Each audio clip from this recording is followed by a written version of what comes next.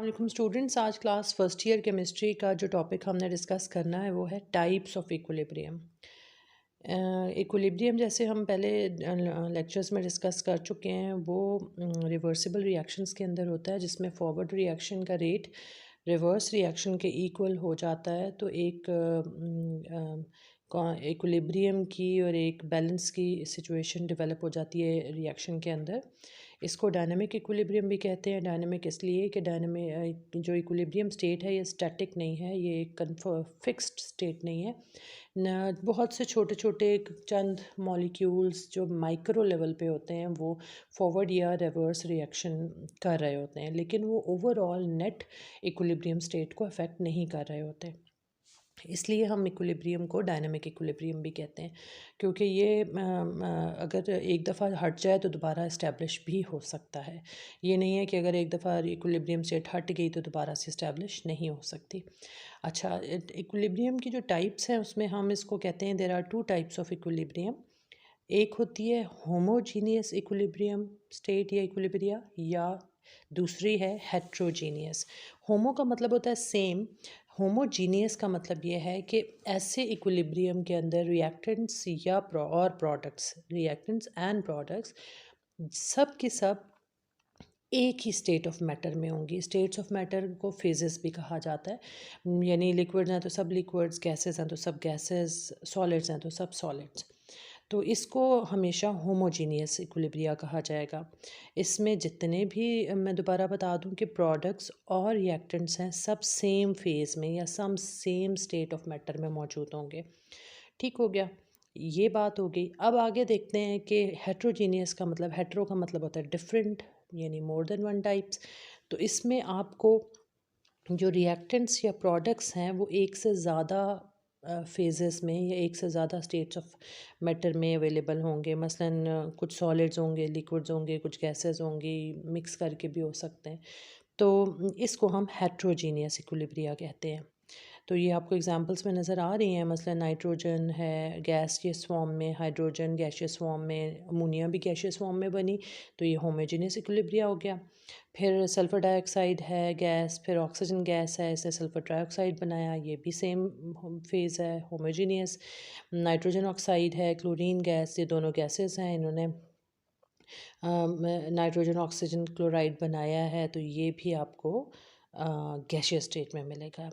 इसी तरह methyl alcohol रेसिटिक acid का जब बनता है तो इथाइल एसीटेट बनता है, वाटर बनता है, तो इसमें सब लिक्विड्स की फॉर्म में। तो ये होमोजीनियस मिक्सचर हो गया, इक्विलिब्रिया हो गया। अब हेट्रोजीनियस के अंदर आप देखें तो कैल्शियम कार्बोनेट है, इसने कैल्शियम ऑक्साइड बनाया और कैल्शियम कार्बन डाइऑक्साइड बनाया। तो कैल्शियम कार्बोनेट और सॉलिड था, कैल्शियम ऑक्साइड सॉलिड था, कार्बन डाइऑक्साइड गैस था। दो किस्म के स्टेट्स ऑफ मैटर हो गई, सॉलिड एंड गैस। फिर कार्बन सॉलिड फॉर्म में था, वाटर गैसियस फॉर्म में था, कार्बन मोनोऑक्साइड गैस है और हाइड्रोजन भी गैस है। इसमें आपको सॉलिड और गैस दोनों मिलेंगे। फेरिक जो है वो सॉलिड फॉर्म में था, वाटर गैसियस यानी स्टीम में था। फेरिक ऑक्साइड बना प्लस हाइड्रोजन गैस बनी। तो इसमें अब हाइड्रोजन गैस एंड सॉलिड दोनों आपको हेट्रोजीनियस मिक्स इक्विलिब्रिया की स्टेट मिलेगी। अच्छा, यहाँ पे हम एक और चीज़ जो टॉपिक डिस्कस करने जा रहे हैं, आपको जो क्वेश्चन आ जाता होता है वो आ जाता होता है कि इक्विलिब्रियम कांस्टेंट एक्सप्रेशन निकालें आप। ये जो आपको गिवन एक्सप्रेशन है इसमें से आप इक्विलिब्रियम कांस्टेंट एक्सप्रेशन निकालें। आपको इक्वेशन दी हुई होगी, एक रिएक्शन की इक्वेशन दी हुई होगी।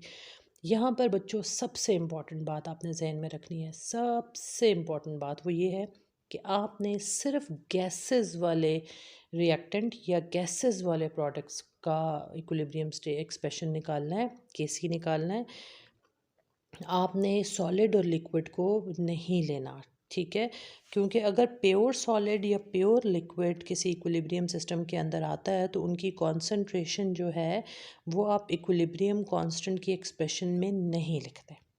ठीक हो गया। ये मैं आपको जो आप ये देख भी रहे होंगे पिक्चर्स में कि जिन पे मैंने कट लगाया हुआ है ना, क्रॉस लगाया हुआ है, वो स्टेट्स आप देखेंगे या तो वो लिक्विड होंगी या वो सॉलिड होंगी। तो आपने केसी के अंदर जो है उस एक्सप्रेशन को उनके रिएक्टेंट्स या प्रोडक्ट्स को या उनकी कॉन्सेंट्रेशंस को लिखना ही नहीं है, ओमिट कर देना है। ठीक हो गया। अब पहले आप देखें एग्जांपल देखें कि वाटर के लिक्विड फॉर्म में था, हाइड्रोजन गैस थी, ऑक्सीजन गैस थी, तो आपने वाटर को ओमिट कर दिया, सिर्फ और सिर्फ प्रोडक्ट्स को लिख दिया, वो हाइड्रोजन और ऑक्सीजन को। ठीक हो गया।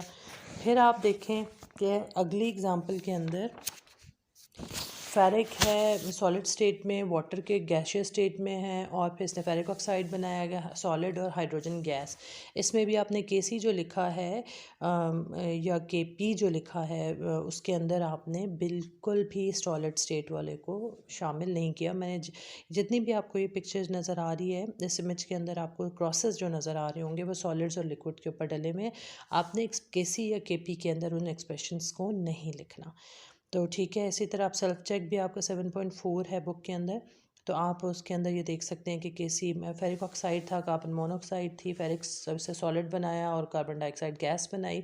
तो आपने सॉलिड दोनों को नहीं लिखा, सिर्फ carbon dioxide over carbon monoxide लिख दिया। ऊपर प्रोडक्ट्स होती हैं, नीचे रिएक्टेंट्स होती हैं, ये आपको याद है।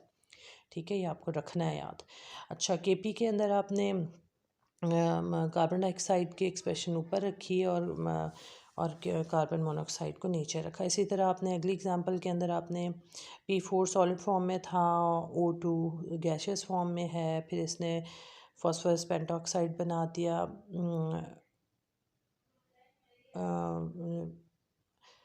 सॉलिड। लास्ट जो हमारी एग्जांपल थी उसमें मीथेन और क्लोरीन गैस थी। इन्होंने कार्बन टेट्राक्लोराइड बनाया लिक्विड फॉर्म में और हाइड्रोक्लोरिक एसिड बनाया हम गैसियस फॉर्म में। तो इसमें भी आपने कैल्शियम क्लोराइड को नहीं लिखना क्योंकि ये लिक्विड फॉर्म में है। ठीक है, तो ये एक्सप्रेशंस आई होप कि आपको समझ आ गए होंगे सारे। तो इन चीज़ों पे आपने बहुत ध्यान रखना है कि सॉलिड्स और लिक्विड जो प्योर स्टेट में हो उनके आपने पीएसी और केपी में उनकी मेंशन नहीं